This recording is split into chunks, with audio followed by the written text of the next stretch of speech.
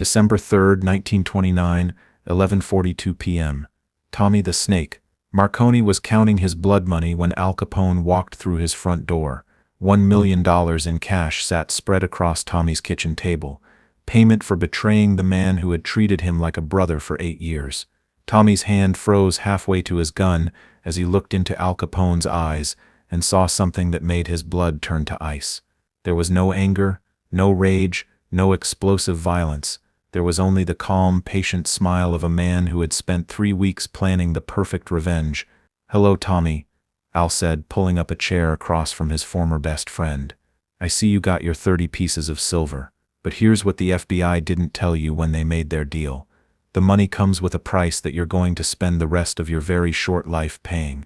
Over the next 72 hours, Al Capone would demonstrate to Tommy Marconi and everyone connected to his betrayal that there were fates worse than death, types of punishment that would make grown men beg for the mercy of a bullet rather than endure one more hour of Al Capone's creativity. What Tommy didn't know as he sat in his kitchen surrounded by his betrayal money was that Al Capone had discovered the FBI's plan 6 hours after Tommy had agreed to cooperate. Every meeting, every piece of information Tommy had provided, every detail of his treachery had been carefully monitored and documented by Al's intelligence network. The FBI thought they were running Tommy as an informant against Al Capone. In reality, Al Capone had been using Tommy to feed false information to the federal government while preparing the most psychologically devastating revenge in criminal history. To understand what happened to Tommy Marconi in December 1929, you need to understand what his betrayal meant to Al Capone. Tommy wasn't just another soldier in the Chicago outfit. He was Al's closest friend, the man he had saved from poverty and recruited into his organization when Tommy was 18 years old. For 8 years, Tommy had been Al's confidant, his advisor, the person he trusted with his deepest secrets and his most dangerous plans. When Al discovered that Tommy had been secretly meeting with FBI agents, providing them with detailed information about outfit operations, it wasn't just a business betrayal, it was the destruction of a friendship that Al had considered sacred, the violation of a trust that had taken years to build and seconds to shatter. But Al Capone didn't react to Tommy's betrayal with the explosive violence that his enemies expected.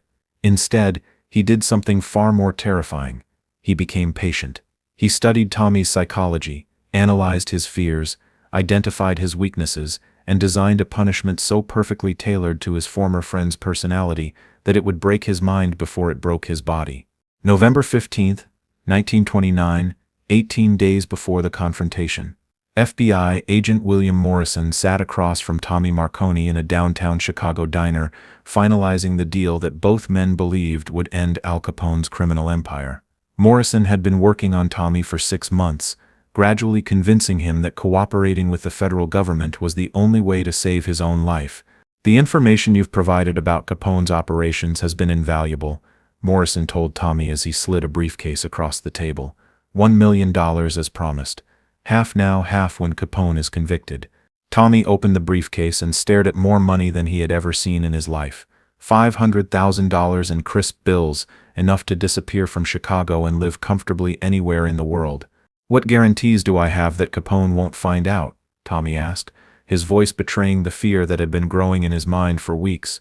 "We've been extremely careful," Morrison assured him. "Our meetings have been completely secret. Capone has no idea that you're cooperating. By the time he figures out what's happening, he'll be in federal prison and you'll be long gone." But Morrison was wrong about the secrecy of their meetings. Al Capone had known about Tommy's betrayal since their second encounter, and he had been using that knowledge to orchestrate one of the most sophisticated counterintelligence operations in criminal history.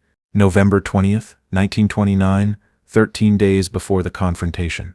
Al Capone sat in his office at the Lexington Hotel, reviewing the intelligence reports that his network had compiled on Tommy's FBI cooperation. Frank Nitti, his chief enforcer, stood beside his desk holding a folder containing photographs of Tommy's meetings with federal agents. "Boss," Nitti said, "we've got everything we need to prove Tommy's a rat. Just give me the word and I'll take care of him." Al looked up from the reports and smiled with an expression that made even Nessie uncomfortable. "No, Frank. Killing Tommy would be too simple, too quick. He betrayed 8 years of friendship for money. I'm going to make him understand exactly what that betrayal cost him." "What do you want me to do?" "I want you to let Tommy continue meeting with the FBI. Let him think he's safe. Let him think he's outsmarted us. Meanwhile, we're going to feed him information that will make the federal government think they're getting closer to bringing down our organization." Nissi looked confused. "You want us to help Tommy betray us?" "I want us to control Tommy's betrayal," Al corrected. "Every piece of information he gives the FBI will be carefully selected by us. We're going to use Tommy's greed to manipulate the federal government while we prepare a lesson that will ensure no one ever betrays Al Capone again." What Al was planning wasn't just revenge against Tommy. It was a demonstration to every person in his organization that betrayal didn't just result in death, but in something far worse, complete psychological destruction. November 25, 1929, 8 days before the confrontation. Tommy Marconi met with FBI agent Morrison for what he believed would be their final meeting before Al Capone's arrest. Tommy had provided the federal government with what he thought was detailed information about outfit operations, including the locations of illegal gambling houses, the names of corrupt police officials, and the details of Capone's money laundering operations. "This is excellent work, Tommy," Morrison said, reviewing the intelligence reports. "With this information, we'll be able to arrest Capone and most of his organization within the week." Tommy felt a mixture of relief and guilt as he accepted the second half of his payment, $1 million total. Enough money to disappear forever and start a new life somewhere far from Chicago. But as he walked out of the diner that night, Tommy couldn't shake the feeling that something was wrong. The information he had provided to the FBI was accurate, but it seemed too easy, too convenient. Al Capone was one of the most paranoid and security-conscious criminals in America. How had Tommy been able to access so much sensitive information without arousing suspicion? What Tommy didn't know was that every piece of intelligence he had provided to the FBI had been carefully crafted by Al Capone himself.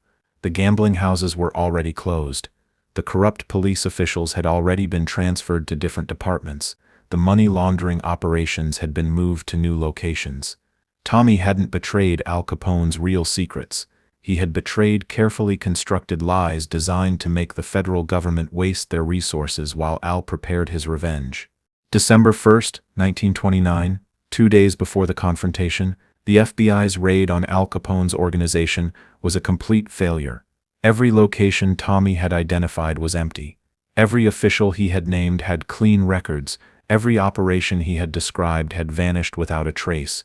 Agent Morrison realized immediately that they had been played. Tommy Marconi's betrayal had been discovered and manipulated, turning their most valuable informant into a weapon against the federal government. "We need to get Tommy into protective custody," Morrison told his supervisor. "If Capone knows he's been cooperating, Tommy's life isn't worth 5 minutes." But when FBI agents went to Tommy's apartment, they found it empty. Tommy had disappeared, along with the $1 million he had received for his betrayal. What the FBI didn't know was that Tommy hadn't fled Chicago. He was exactly where Al Capone wanted him to be, alone, scared, and completely vulnerable to the revenge that was coming.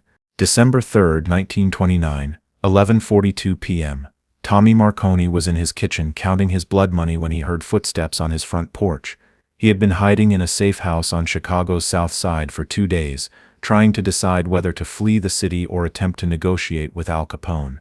When Al walked through the front door, Tommy understood immediately that negotiation was no longer possible. Al's calm demeanor was more terrifying than any expression of anger could have been. "Tommy," Al said, sitting down across from his former friend, "we need to talk." "Al, listen," Tommy began, his voice shaking. "I can explain everything. The FBI, they pressured me. They threatened me. I never wanted to betray you. I know exactly what happened," Al replied calmly. "You took their money because you thought betraying me was the safest way to secure your future. You calculated that the FBI's protection was worth more than my friendship." Tommy reached for his gun, but Al's voice stopped him. "I wouldn't do that if I were you, Tommy. You see, killing you would be too easy. After 8 years of friendship, after everything I've done for you, after all the trust I placed in you, death would be a mercy you don't deserve." Al reached into his coat and pulled out a photograph, which he placed on the table next to Tommy's money. It was a picture of Tommy meeting with FBI agent Morrison. "I've known about your betrayal for weeks," Al continued. "Every meeting, every piece of information you provided, every lie you told them about my operations. I let you continue because I wanted you to feel safe, wanted you to think you had outsmarted me." Tommy stared at the photograph, his face turning pale as he realized the full scope of his situation. "The $1 million you're counting," Al said, "is the last money you'll ever touch. The information you provided to the FBI was worthless, carefully crafted lies that I fed to you so you could feed to them. You didn't betray my secrets, Tommy. You betrayed fake secrets while I prepared your punishment." "What do you want?" Tommy whispered. "I want you to understand what betrayal actually costs," Al replied. "Death is quick, Tommy. What I have planned for you is permanent." What happened next would become legend in Chicago's criminal underworld. Al Capone didn't kill Tommy Marconi. Instead, he implemented a punishment so psychologically devastating that Tommy would spend the rest of his life begging for the mercy of death. December 4th, 1929. First day of Tommy's punishment. Al Capone's revenge began with the systematic destruction of everything Tommy cared about. His girlfriend Maria disappeared from her apartment, leaving behind only a note that read, "Tommy's betrayal has consequences." His younger brother Vincent, who worked as a mechanic and had no connection to criminal activities, was fired from his job when his employer received an anonymous tip that Vincent was connected to federal informants. Tommy's elderly mother received an eviction notice from her landlord, who had been convinced that renting to the family of an FBI informant was too dangerous for his other tenants. Within 24 hours, everyone in Tommy's life was suffering consequences for his betrayal, and each person who suffered received a message explaining that their pain was Tommy's fault. December 5th, 1929, second day of Tommy's punishment. Tommy tried to use his FBI contacts to get protection, but Agent Morrison's phone calls went unanswered.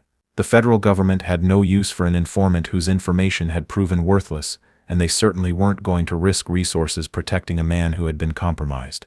Tommy tried to leave Chicago but discovered that every train station, bus depot, and airport in the city was being watched by Al Capone's people. He was trapped in a city where his former boss controlled every escape route. Most terrifyingly, Tommy began receiving phone calls every hour, each one describing in detail how another person in his life was suffering because of his betrayal. His cousin lost his job. His childhood friend was evicted from his apartment. His barber refused to serve him after receiving threats. Al Capone was systematically isolating Tommy from every human connection he had ever made, ensuring that he understood the full social cost of his betrayal. December 6th, 1929, third day of Tommy's punishment. The psychological pressure of watching everyone he cared about suffer began to break Tommy's mind. He hadn't slept in 3 days, hadn't eaten in 2 days, and had spent every waking moment trying to figure out how to stop Al Capone's revenge. That's when Tommy made the decision that Al had been waiting for. He called Al Capone and begged for a meeting. "Please," Tommy sobbed into the phone. "I'll give back the money. I'll do anything. Just stop hurting innocent people. They don't deserve to suffer for my mistakes." "You're right, Tommy," Al replied calmly. "They don't deserve to suffer, but they are suffering, and it's entirely your fault. Every person whose life I'm destroying is paying the price for your betrayal. What do you want me to do?" "I want you to beg, Tommy. I want you to get on your knees and beg for the mercy you didn't show me when you took the FBI's money." December 6th, 1929, 8 p.m. Tommy Marconi knelt on the floor of the Four Deuces Club, surrounded by 40 members of Al Capone's organization, begging for mercy while tears streamed down his face. "Please, Al," Tommy sobbed. "I'm sorry. I'm so sorry. I'll do anything to make this right. Just please stop hurting innocent people." Al Capone stood over his former friend, looking down at the man who had been broken by 3 days of psychological warfare. "Tommy," Al said, "this is what betrayal looks like. This is what happens when someone destroys 8 years of friendship for money. You didn't just betray me. You betrayed everyone who ever trusted you, everyone who ever cared about you." Tommy collapsed completely, his body shaking with sobs as he realized that his betrayal had destroyed not just his own life, but the lives of everyone he loved. "I want everyone in Chicago to see this," Al announced to his assembled men. "I want them to see what happens to people who betray Al Capone." Death would have been too quick for Tommy. Instead, he's going to live with the knowledge that his greed destroyed everything he ever cared about. December 7th, 1929, the morning after, Tommy Marconi was found by Chicago police, sitting in Grant Park, staring at nothing, his mind completely broken by the psychological trauma of Al Capone's revenge. He was holding the $1 million he had received for his betrayal, but he no longer seemed to understand what money was or why it mattered. Al Capone's punishment had been so complete, so psychologically devastating, that Tommy's mind had simply shut down rather than continue processing the guilt and horror of what his betrayal had cost. Tommy was committed to a psychiatric hospital, where he would spend the rest of his life in a catatonic state, unable to speak, unable to function, unable to escape the knowledge that his greed had destroyed everyone he had ever loved. Al Capone's message to the criminal underworld was clear. Betraying him didn't result in death. It resulted in something far worse: complete psychological destruction that would make death seem like mercy. The Tommy Marconi incident became legend in Chicago's criminal community. For decades afterward, criminals would use the phrase "pulling a Tommy" to describe the kind of betrayal that resulted in total psychological breakdown rather than simple execution. Al Capone had proven once again that his greatest weapon wasn't violence, but his understanding of human psychology and his ability to craft punishments so perfectly tailored to his enemies' fears that death would be a welcome relief. If this story of ultimate betrayal and psychological revenge shocked you, hit that subscribe button. Share this with someone who understands that in the criminal underworld, some betrayals create consequences worse than death. Drop a comment below. Do you think Tommy deserved what happened to him, or did Al Capone go too far? Turn those notifications on, because next week we're telling the story of how Al Capone's final confrontation with the federal government established his legend and changed organized crime forever. Remember, in the world of organized crime, loyalty is everything, and Al Capone proved that betraying that loyalty doesn't just cost you your life, it costs you your sanity, your family, and everything you ever cared about.